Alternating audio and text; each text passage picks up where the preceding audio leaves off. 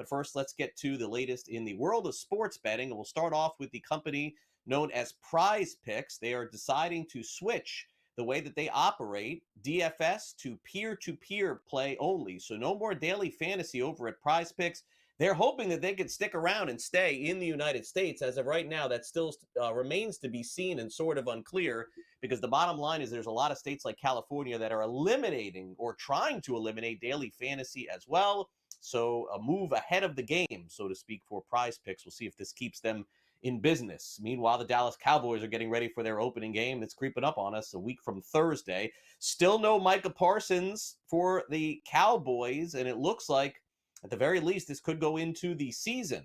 And by the way, even as Parsons was to sign in the next few days, according to their head coach Brian Schottenheimer, it may take him some time to get ready, putting his status for Game 1 in doubt. Yeah, Mike and I had a long conversation.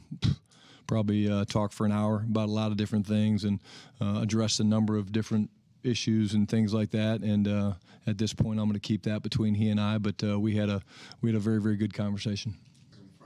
Yeah, we're going to treat it as a normal week. We'll start. We have a bonus Monday on Friday, and then they get their day off. The league has a number of rules where they have to get certain days off. Clarence. But at the end of the day, as soon as he can get out there, that's great. But again, there'll be a ramp up plan for him, and when he lines up out there to play, do I think he would play 75 plays in every play? Probably not. I don't think that that's real.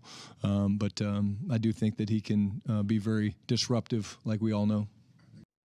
We'll see if that indeed is the case as the NFL season begins next week. Also, when the season begins for the Minnesota Vikings, a familiar face will be back. Adam Thielen at wide receiver. Of course, he left Minnesota, signed a contract with the Panthers. They're trading him back. It's a small trade. Thielen's been in the league for over a decade. Also, the number 2 starter in Cleveland has been announced. Now that Kenny Pickett has been sent out of town, Dylan Gabriel will be the backup. Shedeur Sanders will make the Browns as the number 3. Meanwhile, the New Orleans Saints, lowest win total on the board, season win total in the NFL, 4.5 going into the season. They named their starting quarterback. It may be an up and down year for the Saints, but Kellen Moore, the head coach, says Spencer Rattler is his guy.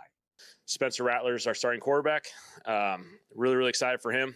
He's done an awesome job this offseason. So he's just been consistent. He's made some really good decisions throughout this whole entire process. And, his ability to make plays with his arm and his feet have certainly shown up. And so I'm really, really excited about Spencer. He's earned this opportunity.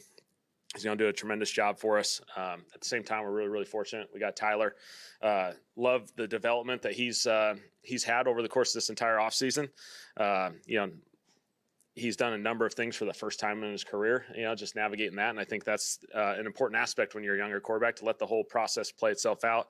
I thought he capped it off with just an excellent performance against Denver on the last preseason game. I thought he did a really, really good job. And so I'm a big believer in just the importance of developing quarterbacks, developing them the right way. There's a process for both of these guys. Give them the space to develop. And we think we got 2 guys that are going to have great careers for us.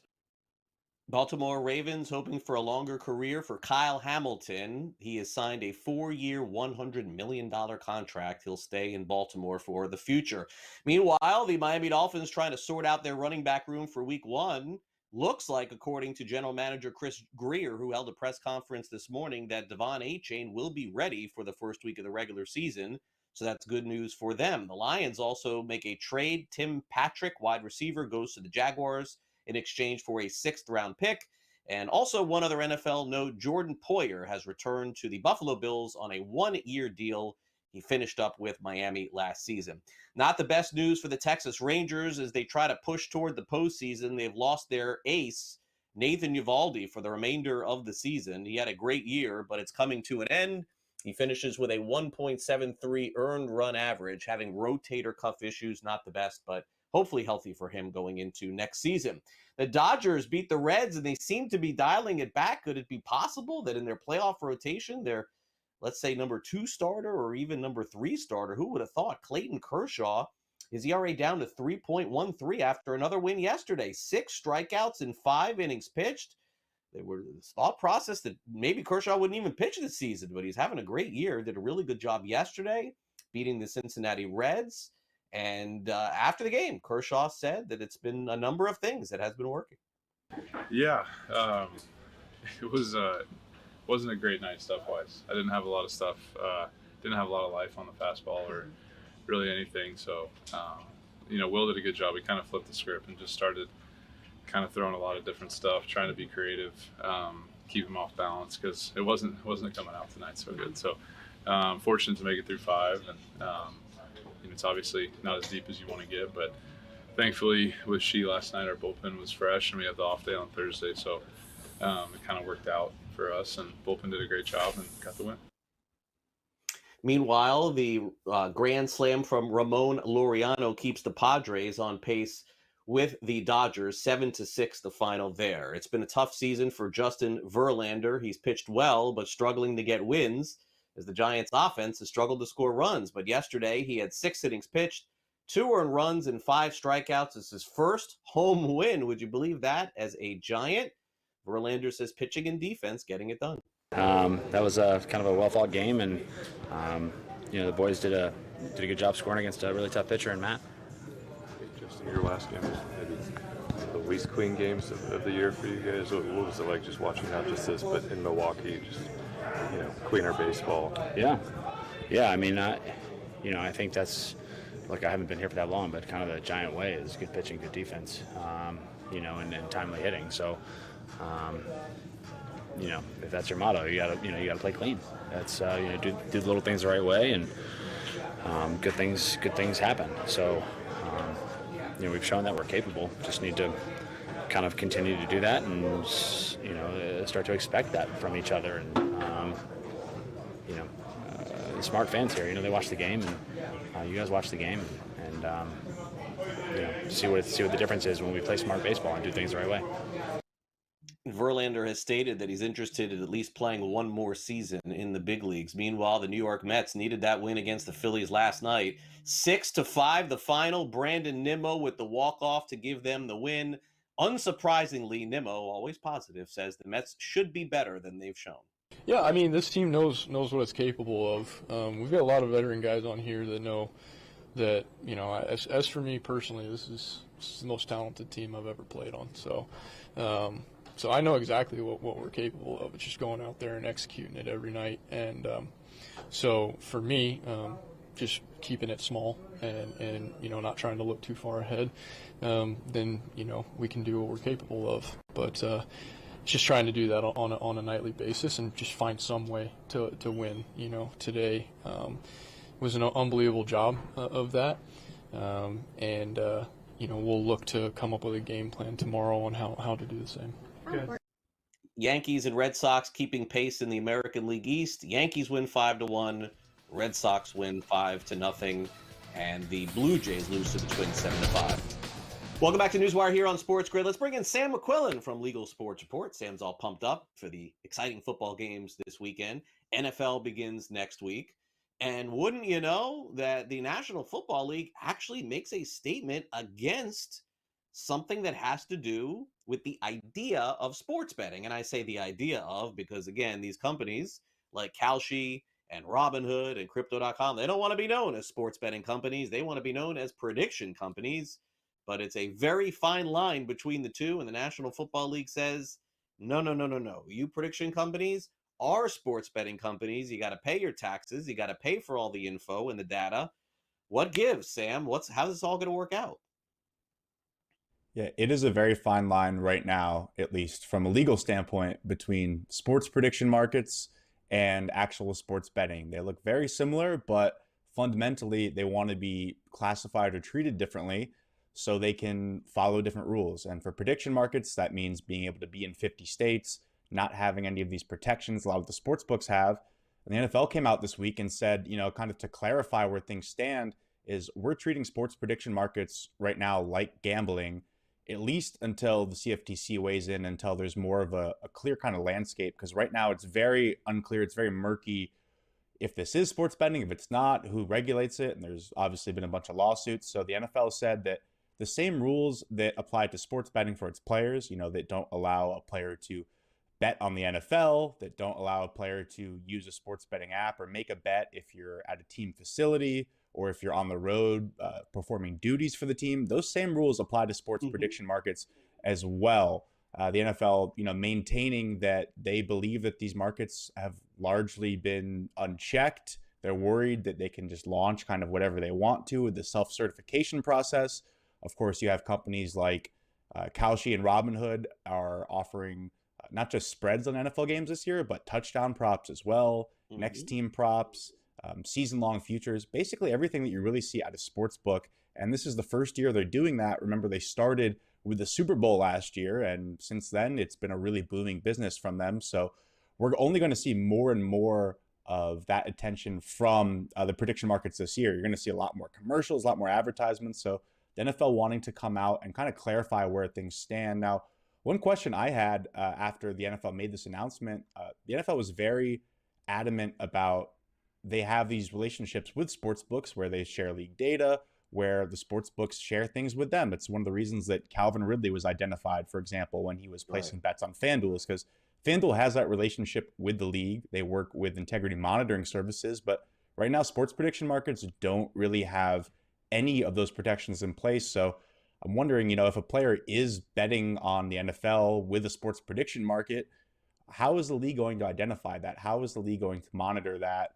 How is a prediction market even responsible for reporting that? There's a lot of questions we have around this new kind of burgeoning business, which really is operating without a lot of guardrails. And the NFL, again, is one of those leagues, along with the MLB, along with the NBA, that have really advocated and asked the CFTC to put these guardrails in place and really identified why they're important, some of these issues we're talking about. So we'll have to see if the CFTC ever weighs in. But for now, the NFL is saying until they do, we're going to treat this as gambling just for our purposes, so things aren't complicated.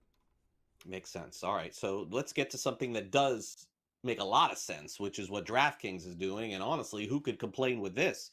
If you have a credit card and you're, let's just say, have an addiction to sports betting, you literally could run that card through in the past on all of these different sites and apps. Hey, let me just put 5,000 down, I lose it. Another 5,000, I lose it. And then you get yourself into financial trouble. It appears as though, Sam, DraftKings could be a trendsetter.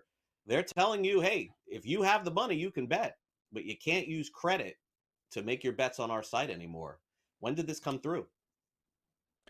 Yeah, that's a concern a lot of regulators and lawmakers have had, and something they've looked at is funding gambling losses with credit and kind of the crazy road it can lead you down. But DraftKings made the decision this Monday, actually, to stop accepting credit cards as a form of depositing. So you can't fund your sports betting account with credit. You can't fund your online casino account with credit. And this is something that other sports books have done as well. Sports books like Better and Fanatics, and they've all kind of positioned it from the same standpoint of it being a consumer protection thing, where they want to help customers avoid high interest debt, cash advance fees, and generally just make smarter decisions when it comes to sports betting. I think this is as much a customer kind of consumer protection thing as it is an optics thing. A lot of states have on their own moved to ban credit cards. You have about 7 states now that don't allow credit card funding for a sports book or iCasino. Illinois being the most recent one, which just passed their law. And this comes after, in July, DraftKings was fined $450,000 by the Massachusetts Gaming Commission for accepting over $83,000 in credit card deposits for sports betting, when despite the state explicitly having a ban on doing that. So DraftKings self-reported that incident. They cited internal miscommunications and have, of course, paid the fine. But I think now we're also seeing another fallout of that move is maybe it makes more sense to just not have customers able to do this to begin with, so nothing falls through the cracks. There's no internal miscommunications in states that do or don't allow it. And, only a small percentage of funding in DraftKings's accounts actually comes from credit cards. They came out and said. So this seems to be something where they're kind of reacting to something that happened and also trying to get ahead of potentially more states banning credit cards, because, after Illinois did it, I would imagine more states would be apt to do it as well. A lot of lawmakers sharing those concerns about chasing gambling losses. And of course, the National Council on Gaming Legislatures also came out with legislation that states can copy and kind of implement these same bans in other states. So I think for DraftKings, it's kind of about getting ahead of this issue and just kind of cleaning up something that's easy to do. You'll have till the end of the month, if you're a DraftKings customer, to replace your stored credit card information with your main form of depositing. But as of right now, you can no longer actually deposit with credit cards. So also coming right before football season. So I think the timing is telling right there. Finally, let's wrap up with a state that seems to be making some progress, although it always seems to be one step forward, two steps back. Sam, is the state of California, who seems to be pulling back from even daily fantasy and sweepstakes and any kind of betting. Is it possible that they would legalize sports betting in the future? I think it's definitely possible. The more we talk about it, the more likely it is. You had this poll come out this week from Politico, which showed that 60% of voters in California said they are open to the idea of legalizing sports betting. That is way different than a couple years ago in 2022 when you actually had sports betting legalization on the ballot. Voters could have legalized it themselves right there, and it only got 16% of the vote, which was just a woeful turnout for the commercial sports books, which poured over $170 million into that ballot initiative. It was one of the most expensive ballot campaigns in U.S. history, and it lost because the tribes really opposed it. But I think you are seeing the appetite for sports betting growing in California, especially now that, like you mentioned, other forms are being cracked down on. Daily fantasy sports that looks like sports betting, sweepstakes sports betting, prediction market sports betting also faces its own set of legal challenges as well. But I think the appetite is only going to grow and grow even more. The roadblock so far has been tribes getting on the same page with the commercial sports books. They're reportedly still in talks about a deal that could bring sports betting to the ballot next year in 2026. But even then, if it was agreed upon, which is, it's a long ways away, it would have to be passed by the voters, and then it would have to be codified in legislation. So we're talking about years away. Meanwhile, companies like FanDuel have moved into the prediction market space. Prediction markets are growing unchecked in California. So maybe that's putting the tribe's feet to the fire there and saying, we kind of have to do something sooner rather than later. We don't want to be cut out of it. But yeah, definitely interesting that this poll came out. And so the majority of Californians are in favor of sports betting versus a couple years ago when it was the complete opposite. Great stuff, as always, Sam. Enjoy the football, and we'll catch up soon. Thanks for coming on NewsWire. You too. Thanks, Greg.